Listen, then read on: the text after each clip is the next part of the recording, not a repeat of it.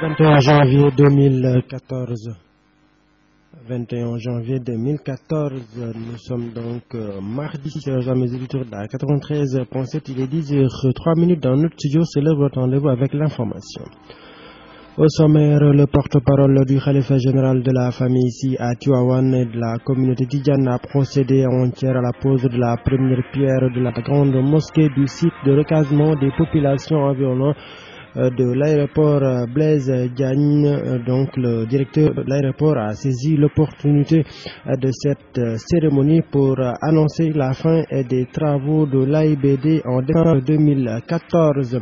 Il n'y a pas encore de rupture telle qu'annoncée par le président de la République Macky Sall. C'est l'avis du sociologue Djibi Diakhaté qui tenait une conférence au niveau de Sangué. C'était sur la perte des valeurs.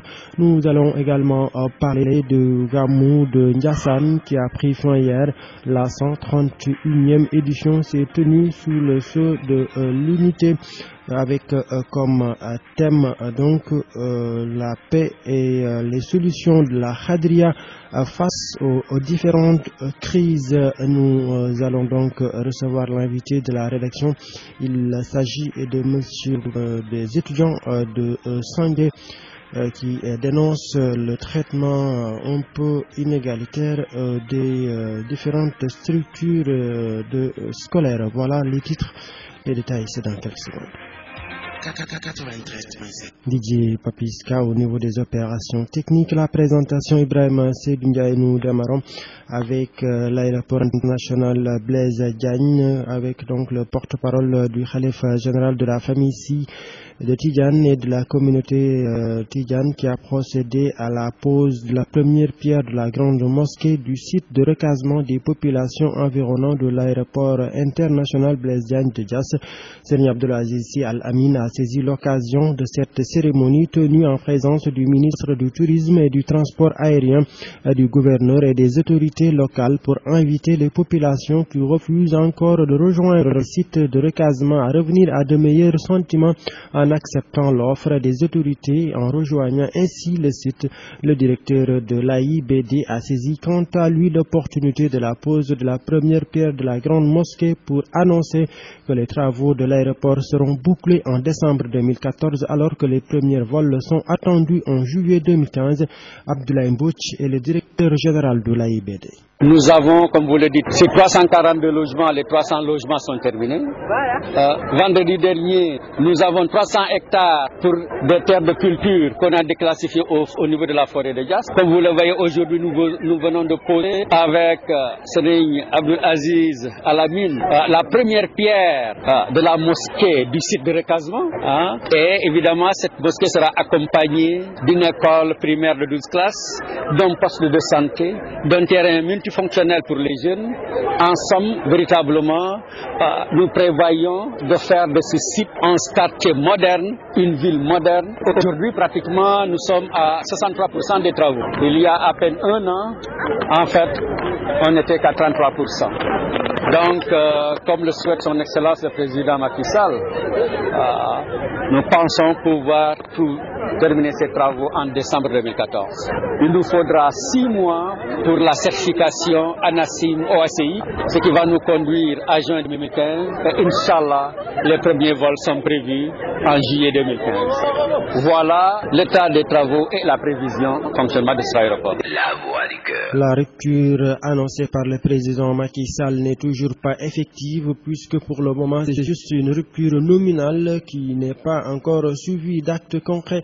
C'est l'avis du sociologue Djibi Diakhaté qui a animé le week-end dernier une conférence sur le civisme à Sangué, c'est dans le département de Thiès, une conférence animée initiée donc organisée par les étudiants de cette localité qui ont mis l'accent sur la perte des valeurs.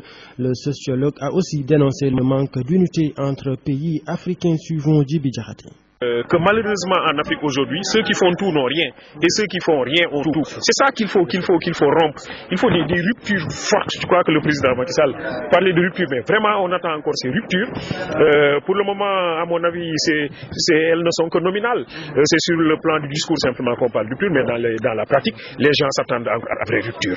Que ceux qui travaillent vraiment soient ceux qui sont portés et qui sont valorisés.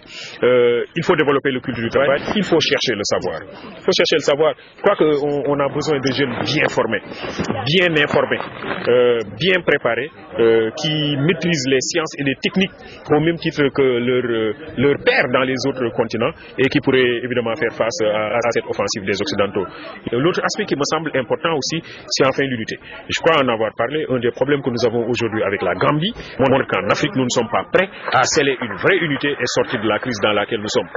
Si le Sénégal et la Gambie n'arrivent pas à s'entendre, mais je vois mal comment une unité à un niveau continental beaucoup plus vaste pourra être réalisée. Si au niveau juste moléculaire, atomique, entre le Sénégal et la Gambie, on n'arrive pas à faire l'essentiel, des pays qui partagent tout, les mêmes traditions, les mêmes valeurs, les mêmes patronymes, les mêmes croyances, et qui n'arrivent à s'entendre sur rien du tout, et qu'aujourd'hui il y a un blocus de part et d'autre des frontières du Sénégal et de la Gambie, je dis qu'il y a un problème. Alors il y a aujourd'hui nécessité de décloisonner les esprits, il y a nécessité aujourd'hui de désenclaver les mentalités. Du côté des étudiants et élèves de Sangué, on a déploré le manque de moyens au niveau du lycée de Sangué et malgré ses 1400 élèves, ce lycée n'a toujours pas d'eau et d'autres difficultés gangrènent ce lycée. Souley Pouy est le président du cercle des élèves et étudiants de Sangué. Parce que si nous voyons le lycée Malick Sy de Thiès est doté d'infrastructures, vraiment, ce lycée un lycée digne de son nom. Mais Sangué n'a pas les mêmes possibilités. On a la même chose au nouveau lycée de Thiès. Alors nous demandons que la justice soit rétablie à ce niveau. Nous pensons que tous les citoyens sénégalais qui sont dans la même position doivent bénéficier des mêmes avantages de la part de l'État. Et c'est tout ce que nous réclamons. C'est-à-dire ici à Sangué, il y a plus de 1400 élèves. Jusqu'à présent, il n'y a pas d'eau à Sangué. Sinon, nous puisons à travers les puits, parce que le forage est en panne depuis plus de 8 mois. Alors vous voyez, la situation est criante. Nous avons une pompe, mais il y a une dette au niveau de l'électricité qui dépasse 3,5 millions, alors que les villageois ne peuvent pas payer. Nous appelons également les autorités à réagir. Merci d'écouter Dounia. Hassan a célébré le 8e jour de la naissance du prophète de l'islam, paix et salut sur lui. En effet, cette cité religieuse qui est le berceau de la Khadria au Sénégal est à son 131e édition. Selon le porte-parole du khalife général Mambou Kunta, le thème choisi de cette année est solution de la Khadria face aux crises, suivant Mohamed Kunta. Le thème du Gamou, c'est résolution de la Khadria face aux crises au pluriel. Et on a cité quelques valeurs, la vérité, la justice, le pardon, mais la solidarité du côté économique. Il faut partager, il faut aider. Et derrière cette solidarité-là, le parrain, c'est Abdourahmane Kunta, qui est connu, qui n'a pas été khalife, mais qui est très bien connu pour vraiment sa science, pour sa générosité, pour ses valeurs intrinsèques. Il est le fils de qui? De Cheikh Mohamed Kunta. Il est décédé en 1965. Aujourd'hui, donc, ce soir. Et parlons toujours du parrain, parce que chaque Gamou a un parrain, mais on oublie. Et il y aura une table ronde, on convie vraiment tous ceux qui sont habités par les sciences coraniques pour faire une table ronde. Et il y aura un timing précis. Il y aura la diaspora, l'internet et vous aussi. Et vous allez commencer à faire le bon travail. Hier, Radio Dounia, la puissance à l'état pur. Nous allons rester dans cette lancée avec le Magal de Serigne Abdoulaye Yakhine qui est prévu le 30 janvier prochain. Le comité d'organisation de ce grand Magal qui célèbre la fin des épreuves de Serigne Abdoulaye Yakhine qui a voulu sauver l'humanité des catastrophes qui menaçaient le monde selon les compagnons donc du Saint-Homme. Le comité a tenu ainsi un point de presse pour revenir sur le sens de cet événement. Sokhna Saybata Aïdara, qui est la digne héritière de Mohamed Abdoulaye et qui est aujourd'hui son khalife.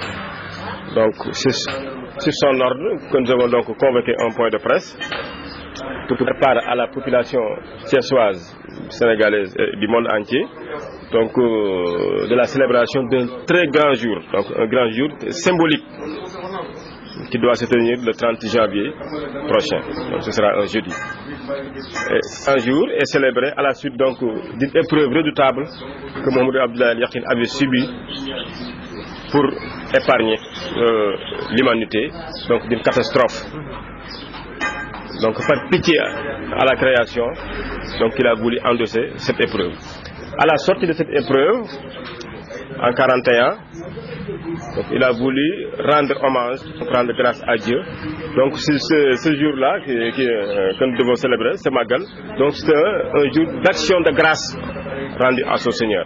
Donc, parce qu'il est sorti indemne de l'épreuve qu'il avait endossée pour toute l'humanité. Par ailleurs, selon M.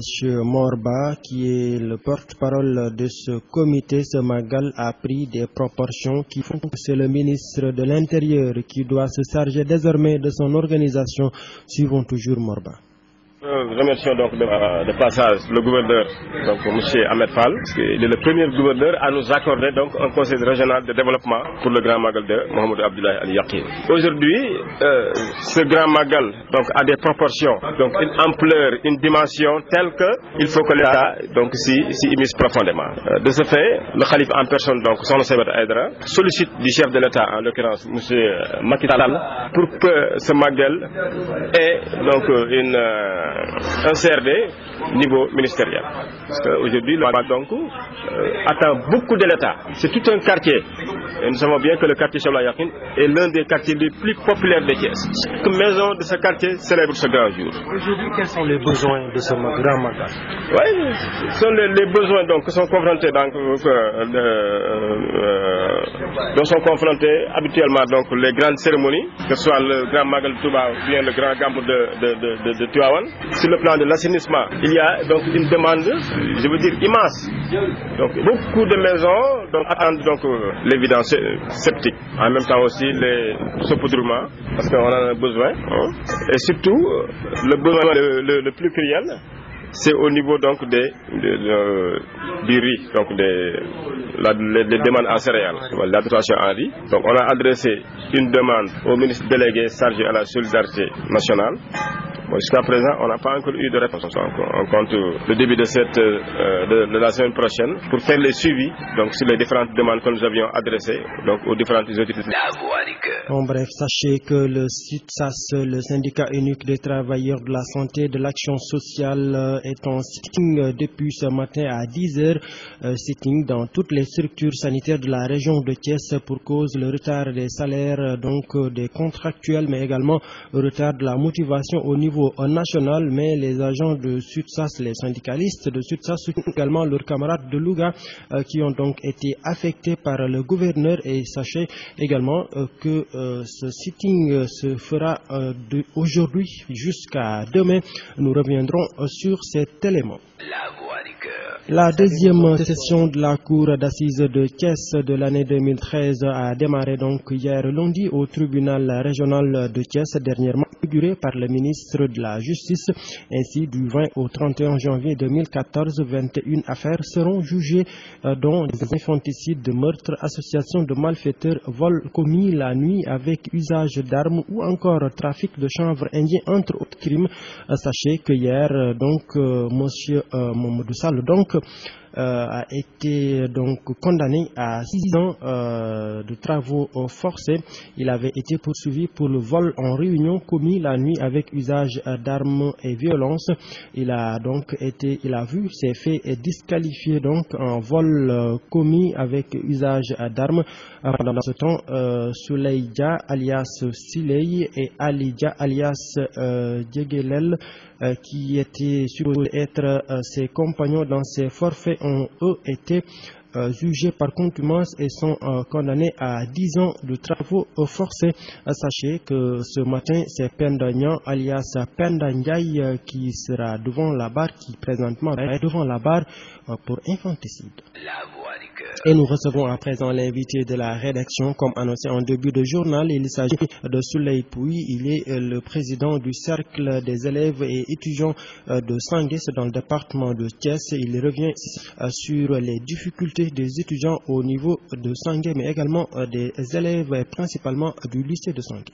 C'est-à-dire nous avons choisi ce thème parce que nous pensons que, et nous sommes convaincus même, qu'il y a une crise des valeurs qui vraiment gangrène le développement de notre vraiment cher pays, le Sénégal. Alors il faut restaurer ces valeurs-là, qui jadis faisaient le bonheur de notre société.